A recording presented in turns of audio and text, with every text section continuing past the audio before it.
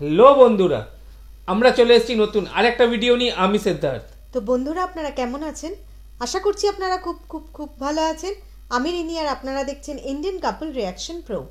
আর আজ যে ভিডিওটা দেখবো, ভিডিওটা আলামা মুফতি শহীদুল্লাহ সাহেবের, এবং ওনার এই ভিডিওটার টপিকটা হলো শয়তানকে উনি আইসিইউতে যে আকৃতিতে দেখেছেন।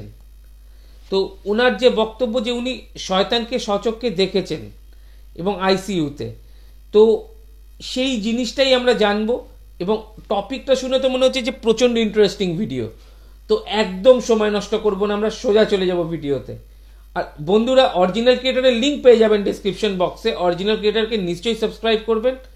আমাদের চ্যানেলটা যদি সাবস্ক্রাইব না করে থাকেন তাহলে প্লিজ প্লিজ প্লিজ সাবস্ক্রাইব করুন, আর অনেক অনেক করে শেয়ার করুন। ভিডিওটা যদি আপনাদের ভালো লেগে থাকে লাইক তো নিশ্চয়ই করবেন। ভালো লাগুক খারাপ লাগুক, যে কোনো মতামত কমেন্ট বক্সে নিশ্চয়ই জানাবেন। তো আর একদম সময় নষ্ট না করে আমরা সোজা চলে যাব ভিডিওতে। হ্যাঁ, তো শেষ অবধি আপনারা ভিডিওটা দেখবেন। So let's start. Okay. Audio Jungle.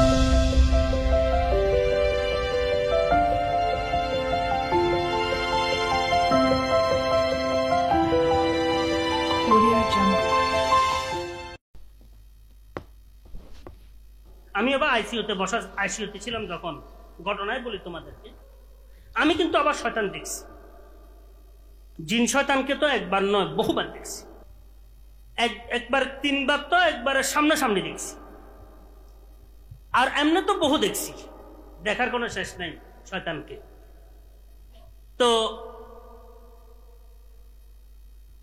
অসুস্থ অবস্থায় তিনবার দেখছি, একবার আজ দেখছি, দুইবার সামনাসামনি দেখছি।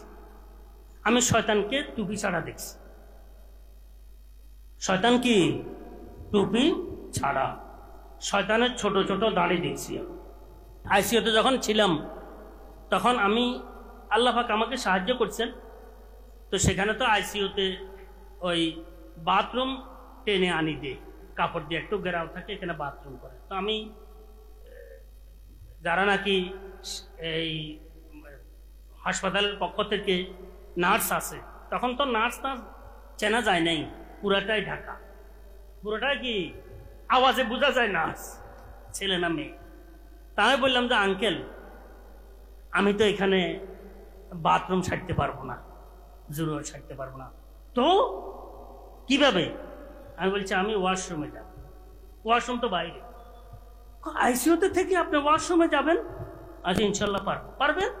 পারবো আলহামদুলিল্লাহ। আমাকে প্রস্রাবের জন্য, বাথরুমের জন্য, ওজুর জন্য, নামাজের জন্য আমাকে বাধা দেয় নাই। আমি যখন সময় হয়েছে তখন আমি বাইরে একদম দূরে ওয়াশরুমে গেছি। কষ্ট হয়েছে, কাশি হয়েছে, শ্বাসকষ্টের চাপ হয়েছে, খুব বেশি হয়েছে, দুর্বলতার সীমানা ছিল না। কিন্তু আলহামদুলিল্লাহ এই ওয়াশরুমে অজু ইস্তেঞ্জা করে তার নামাজ পড়ছে। আবার বাইরে টেবিল আছে, আইসিইউ রুমের বাইরে। আমরা আইসিইউতে 8 জন ছিলাম। কতজন? 8 জনের মধ্যে মনে হয় আমি আবার আরেকজন টিকবে, আরগুলা সাধারণত টিকার কথা নয়। সবগুলা চিৎকার করতে করতে সবগুলা ঠান্ডা হয়ে গেছে। আমি যখন বাড়িতে ছিলাম প্রায়গুলা কি হয়ে গেছে, ঠান্ডা হয়ে গেছে। এর আগে একজন না দুইজন দেখছি খাট উঠে ফেলছে। খাট উঠে ফেলেন মানে রাত্রে লাশ বাহির করে ফেলছে। আল্লাহ সবাইকে করোনাকালীন অবস্থা যারা মৃত্যুবরণ করছেন সবাইকে জান্নাতবাসী বানান, গুনাহ খাতা ক্ষমা করে দেন, শাহাদাতের মৃত্যু দান করেন। যারা জীবদ্দশা আমরা আছি আমাদেরকে হায়াত তৈয়বা দান করেন। আমি বাহিরে টেবিল আছে, বসার টেবিল আছে, ওযু করি এসে ফজর নামাজের একদম শেষ ওয়াক্ত, 15 মিনিট আছে, আমি নামাজ পড়তেছি। দুর্বলতার কোনো শেষ নাই। সালাম, ডান দিকে ফিরেছি, বাম দিকে ফিরে দেখি 2 জন বসা। কয়জন? 2 জন জোড়া বসা, একদম আমার দিকে এভাবে তাকাচ্ছে, কথা বলছে, মানে শেয়ার করতেছে আমার। আমি চিন্তা করলাম কিরে এরা কারা আসলো। একবার চিন্তা করি কোনো ফেরেস্তা কিনা, তো চিন্তা করলাম ফেরেস্তার ডানে না আসি বামে কেন বুঝবে, এটা তো বামে বুঝছে।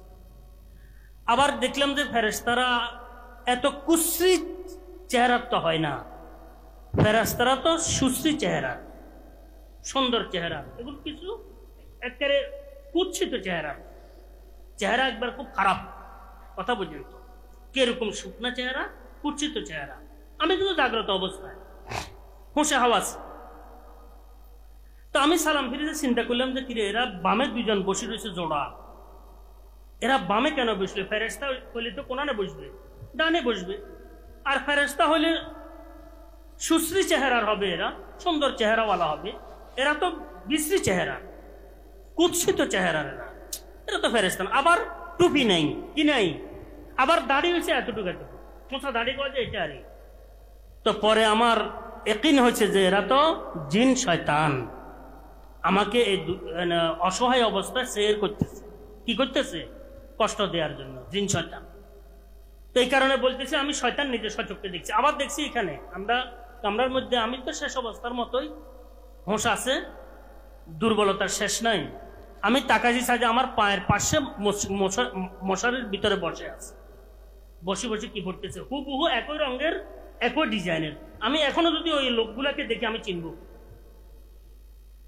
এখনো দেখলে আমি চিনবো যে সেখানে বসা ছিল এরা দুইজন, দোনোজন একই চেহারা। এই কারণে বলতেছিলাম আসলে শয়তানের কি থাকে না, দাড়িও থাকে না, পুরা টুপিও থাকে না, বুঝছেন তো, দাড়িও থাকে না, টুপিও থাকে না। তো প্রাকৃতিক ঘটনা হচ্ছে, এটা বললাম। আর তো এখানেও দেখছি আমার পায়ের পাশে বসে বসে মশারির ভিতরে আমার দিকে এভাবে তাকায় রয়েছে আর কি কি করতেছে। তো আমি চিন্তা করলাম যে ফেরেশতা হলে পায়ের বাম দিকে কেন বসা, সেটাও বাম দিকে বসা, কথা বুঝলেন? আবার পায়ের দিকে কেন বসা, আবার টুপি কেন নেয়, আবার কুৎসিত চেহারার অধিকারী কেন, আবার দাড়ি কেন নেয়? তো আস্তে শয়তানে না দেখা যায়, গিরে শয়তান। তো যখন আইসিইউতে যখন ইয়াকিন হয়েছে আমার এরা শয়তান, তখন আল্লাহ পাকের উপর আমার ইয়াকিন বেড়ে গেছে যে আল্লাহ পাক অবশ্যই সাহায্য করবেন। যখন শয়তান এসে গেছে, আল্লাহ পাক অবশ্যই কি করবেন, সাহায্য করবেন। এখন আর ইনশাআল্লাহ তাআলা আর বেশি দিন থাকা লাগবে না, এটা আমার দিলের মধ্যে একটা দিন যাইছে। তো আমি এই কারণে বলতেছিলাম আমি সচক্ষে দেখেছি শয়তানদেরকে, একবার না আরো বহুবার দেখছি। কিন্তু এই দুইবার তো একটা পরিষ্কার। আবার একবার দেখছি শুনেছি মানা হিজবুল্লাহ এরকম খাট একটা, এখান থেকে খাটার একটা, এটার মধ্যে অক্সিজেন আছে, আমি এখানে আছি আর হিজবুল্লাহ এখানে থাকে। দেখলাম যে ধরম করে হচ্ছে একদম। আমি চিন্তা করলাম যে আমি জাগ্রত অবস্থায় দুর্বলতার কারণে চোখ তো বন্ধ, মানা হিজবুল্লাহ তো এত আওয়াজ করি এখানে কি করি, খাটের মধ্যে বসবে না, লাগে যে ধরম করে উঠছে, কথা বুঝতে। চিন্তা করলাম এটা তো মানা হিজবুল্লাহ নয়, আর হিজবুল্লাহ তো বাইরে গেছে দেখছি আমি। তো আমি তাকাই দেখি যে কেউ নাই, এরপর আবার তাকাইছি জানালা দিয়ে বাইরে চলে যেতে আছে, বিশাল একটা জানালা দিয়ে বাইরে চলে যেতে, কথা বুঝতে। তো এগুলো তো আমি সচক্ষে দেখছি। এভাবে ঘটনা বলতে গেলে লম্বা সময় লাগবে। আমি সচক্ষে বহু শয়তানের রাজিমকে দেখার আল্লাহ পাকের মেহেরবানি তৌফিক করেছে। আল্লাহ পাক শয়তানি থেকে আমাদেরকে হেফাজত করেন। এবার এটা পুরোটাই বিশ্বাসের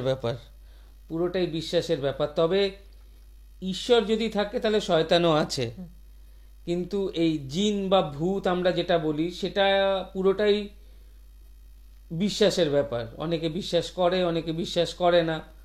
এবার যারা সচক্ষে হয়তো দেখেছে তারা বিশ্বাস করতে পারে, বা অনেকে না দেখেও বলে বিশ্বাস করেছি, কিন্তু এটা পুরোটাই বিশ্বাসের ব্যাপার। এখানে মানে এটা তো বিশ্বাস, কারোর বিশ্বাসকে আঘাত করা উচিত না। তো কিন্তু এইটা আমি মানি যে ঈশ্বর যখন আছে, শয়তান নিশ্চয়ই আছে।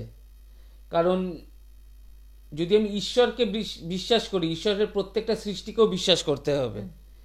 এটা হচ্ছে ঈশ্বরকে বিশ্বাস করার প্রথম